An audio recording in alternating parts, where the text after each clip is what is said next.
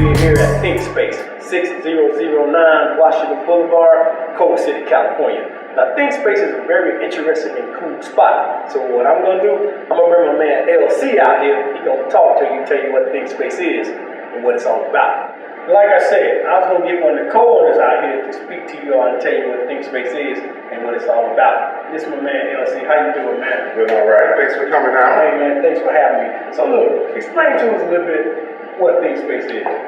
Well, Thinkspace is a gallery that's owned by myself and my partners Andrew and Sean Hosner. They're a married couple, and we all came together about 10 years ago, and we were just, both of us was really just deep into art. They was running a website that was just catering to the LA art scene, just listening to all the different shows that was happening around town, and I was doing an underground art event called Cannibal Flower that was helping artists. Okay. So we were both kind of like trying to make this scene happen and make, just make this art scene happen pretty much.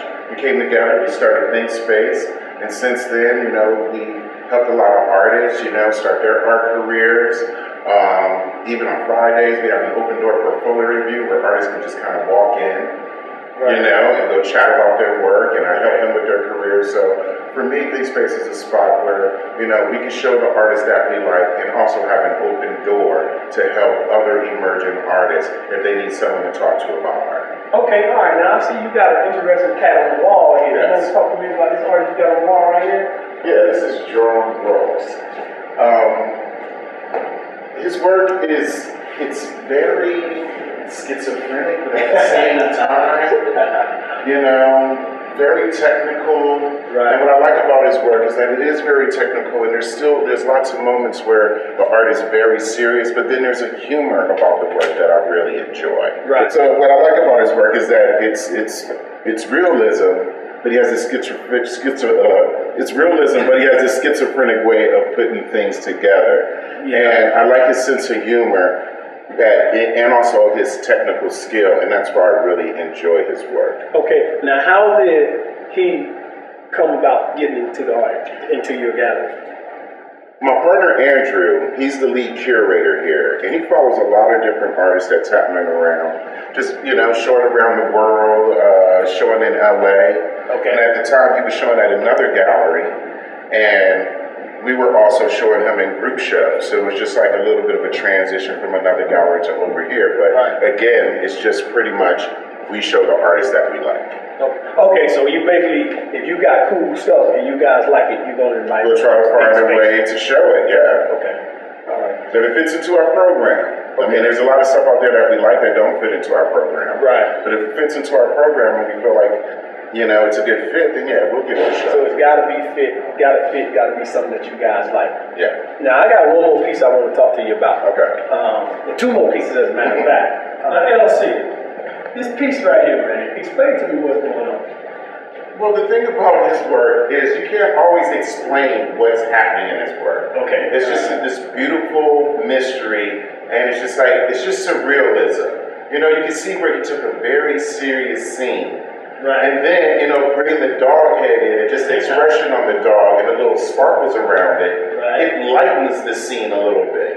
And then with the bag on the guy's head, you really just don't know what's going on. Right. But the thing is, I think that's what makes his work for me, is that he paints so well that he can juxtapose so many different things together that you can just enjoy it. Now, LC, this picture right here, and you gotta explain to me just a little bit about this one, man. With the human body, we got the monkey head, we got all the chaos in the background.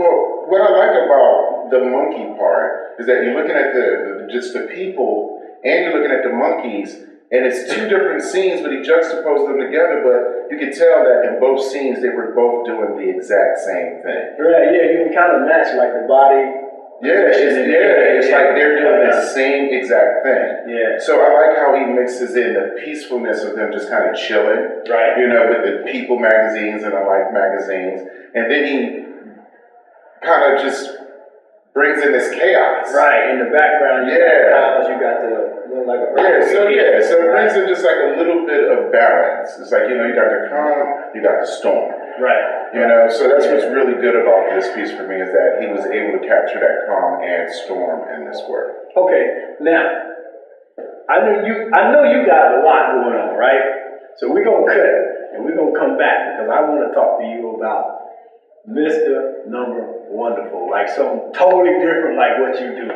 How does that sound? Cool. All right.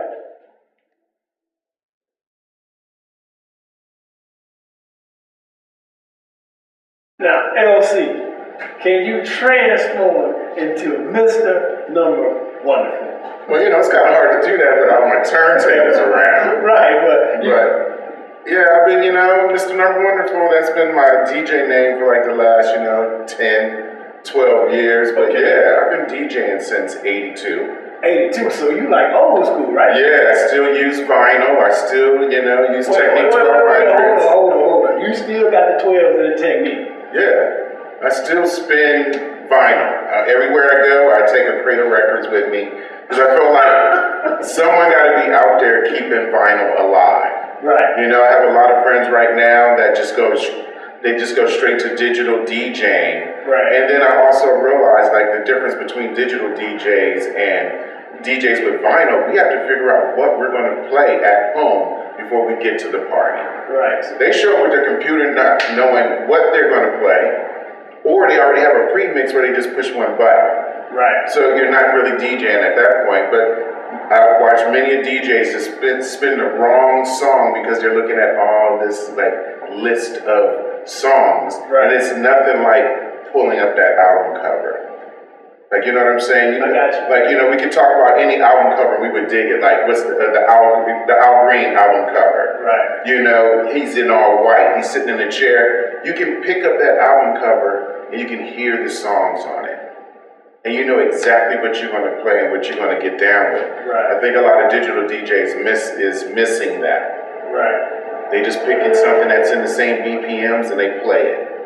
Okay. But that's a lot of them young cats right now. Yeah. Right? Yeah. It's popping up. And really, like back in the day, you really had to have some skills to be a DJ. Now, anybody can basically almost be a DJ. You agree with that? I agree with that. Anyone can be a DJ now, but you know what? It's still all taste.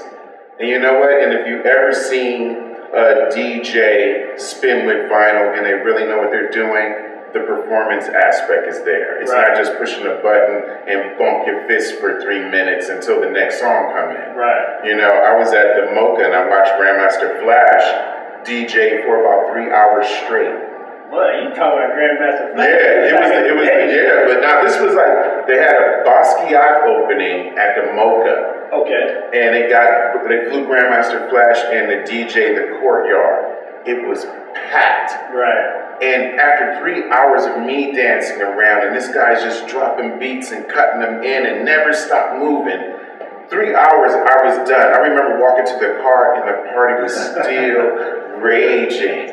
Still raging. Like this dude is just killing it for like 4 or 5 hours. Right. You know what I'm saying? And for me, that's what's important. It's like to show up with a crate of records. There's 4 to 5 hours of music in that crate. And I know it is a planned assault. Like if you like one record I play in this crate, you're going to like the rest of them. Right. Now I heard you say you started back in '83. Yes. Right. Now, who's some of the influences that I know you mentioned Grandmaster Flash, but who else like kind of influenced you? Like, yo, this is what I want to do. I want to DJ. Well, for me, it was always Grandmaster Flash for a long time, and then there was DJ Muggs. Even when I was producing, I produced a lot of different tracks back in the day. Okay. I produced one for KRS One. Gladys Knight, the list goes on, but DJ Muggs from Cypress Hill, he taught me how to use the drum machine. Okay. Yeah, so I knew a lot of those cats, and the production is what kept me grounded in the DJing. So learning the production, it also helped me learn how to mix my music better, like to match notes, like how to get another song in and you not even know it because the notes are so tight. So for me, Grandmaster Flash, and as far as modern DJs, DJ Z-Trip, those are the people that taught me how to match those notes and how to keep the heat and just keep it burning. Right, okay. Now, I know with the way music is right now, what do you think the difference is between music back then and music right now? Right now, a lot of music is just catered towards 19 and under, 21 and under. Right. So anything with a good beat is okay. Because if you listen to the radio right now, there's probably about 5 to 8 songs that's played on the radio where the beat is amazing and you like it. But if you listen to the rappers, they're all talking about the same identical thing. Right. It's not like back in the day where you had Tribe Called Quest and he left his wallet in El Segundo. Right. You know what I'm saying? It's not like that. The fun part is just like gone. Okay. You know, so everything right now, so it's like, oh, so is that guy, he's going to talk about girls and jewels, and that's what people like? I'm going to talk about girls and jewels. I got it. And it's just like, you know what? A lot of the storytelling, you know, the Slick Rick, the Nas, you know, that storytelling is just gone. And we used to dance to, you know, like great stories. Right. Now it's not, you know, right now if you're in the club dancing, you're dancing to someone's like ego anthem. He's just talking about how much money he got, the girls, and we're actually grooving to that. Right, I got you. We're grooving to that. That's just not my thing. So, you know, and there's still a lot of good music coming out. Right. You know, and I'm still buying vinyl. They don't make a lot of vinyl in the U.S. now. Okay. I buy a lot of vinyl now from like London and Germany. Okay. Now, you started in '83, DJ, right? Now you co-owner of Thinkspace. So I know you got a lot going on. I know it had to be some ups and downs in there. So who are some of your like biggest supporters, people you could always count on no matter what? Oh wow! As far as like the scene and my friends, right? Just supporting throughout, you know, your DJing and you co-owning Thinkspace. Well, you know, first of all, my biggest supporters is, you know, I'm gonna have to say my girl Valentine. Okay. She's my biggest supporter, and Andrew and Sean, they're some of my biggest supporters. I just don't even know where I would be right now without them. Okay. You know what I'm saying? So my circle of supporters is pretty small. Right. Because over the years, a lot of people have let me down, like friends and haters, that, you know what? My love is only for the tightly knitted circle that I know I can put all my love into. Okay. Yeah, so my influences and, you know, people that support me, yeah, it's very small. It's my mom, it's Valentine, it's Sean and Andrew Hosner. You know, it's Ken Fluellen, my gallery manager. Right. But those are the people that, you know, that I depend on, and they know they can depend on me. Okay, now, what advice would you give to any upcoming DJs out there, or, you know, upcoming artists, you know, guys that want to get in Thinkspace, or guys that really want to spin and really learn what DJing is all about? Well, at the end of the day, you know, just putting those two things together, it's art. Right. It's like learning how to paint. It's like anything, you know, soccer, football, anything that's an art. You just have to get in there and do it, and you just have to find your own niche, your own sound, your own look. And when you're completely comfortable with yourself, and you can put that out there, amazing things happen. I mean, you know, think about Prince. Right. Prince didn't care. He showed up on his album cover in a thong and a trench coat. And was like, yo, this is what it is, and you're gonna dig it. Right. And that's what we dug it. And we dug it, and we danced, and, you know, and that's the thing. It's like you have to become comfortable with yourself and know what's real with you, and know that it's something important that you're gonna let the world in on. Right. And for me, when I DJ, you know what? I'm not the best DJ in the world, but when I DJ, I believe in every song I play, and I gets down. I don't care if there's another digital DJ there. You're gonna get yours, and I'm gonna get mine, and I'm probably gonna get a little bit more because I brought a crate of records. Right. And that's probably why I get a lot of gigs now. You know, even one gallery, not gallery, but it was a restaurant owner. he said he fired his DJ because he got tired of looking at the DJ just over there with Blueface all night. And I was like, Blueface? He was like, yeah, he's just over his computer. And just, you know, he said, it just looks so sad. You know, he plays his song, then he checks his phone, then he drinks his drink, then he pushes the button for the next song. He was like, nah, he said, when I look over at you and you're spinning, you pulling out records, you're making decisions, you lining up the tempos. It's like you're always thinking about the next move, and you can see it when the next record is playing. Right. When that record is playing, I'm just thinking like, oh, if you like that, oh my God, you're really gonna like this one. And like, well, I'm not even halfway into my crate, and it just gets hotter and hotter and hotter. Okay. So for me, I could create that as a planned assault. Got it. You know, if you like one record, you're gonna like all of them. If you hate one record, you're gonna hate the rest of them. Okay. And that's just how it goes. It's like, this is what I brought, and this is what I believe in, and I hope you dig it. Okay. Now, Thinkspace. Can you tell us how we can find out about Thinkspace and all that stuff? Oh, wow, yeah. Well, you know, Thinkspace, 6009 Washington Boulevard, Culver City. You can check our website, thinkspacegallery.com. You know, we have Facebook. And we're just part of every social media. My partner, Andrew, holy crap. This guy is a marketing monster. Yeah, he is out there. I mean, I think anything you pick up that's a social networking device, we're there. Okay, all right. Now, how can they find Mr. Number Wonderful?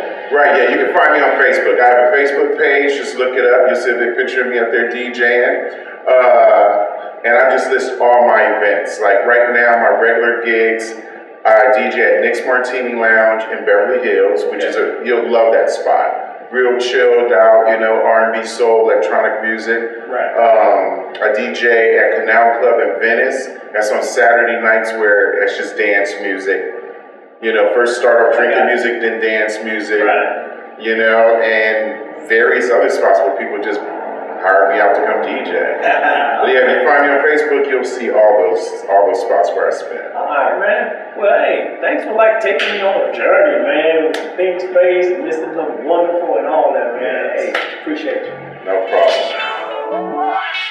problem.